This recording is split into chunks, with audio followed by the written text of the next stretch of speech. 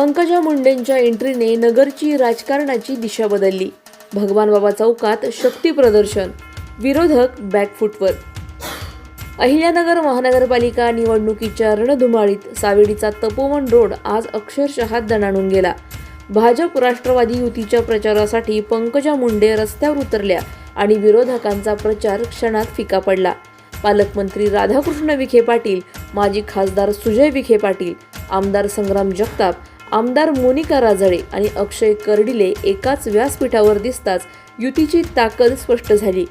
प्रभागातील उमेदवारांसाठी हा रोड शो म्हणजे थेट विजय सिग्नल ठरला. दुसरीकडे विरोधक मात्र फक्त आरोप, अफवा आणि रिकाम्या घोषणा देत बसले असून त्यांच्या सभांना गर्दी नाही, कार्यकर्त्यात उत्साह नाही आणि मैदानात आत्मविश्वासही दिसत नाही. भगवान बाबा चौकात महाआरती होताच युतीचा प्रचार भावनिक मुद्द्यावर गेला आणि मतदार थेट जोडले गेले. सावेडीतील गर्दीने एकच संदेश दिला, शहरात सत्ता कोणाची येणार हे आता ठरलेलं आहे.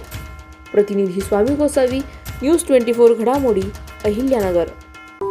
अशाच बातम्यांचा आढावा घेण्यासाठी आजच आपल्या YouTube चॅनलला सबस्क्राईब करा. बातमी आवडल्यास लाईक करा आणि इतरांपर्यंत शेअर करा.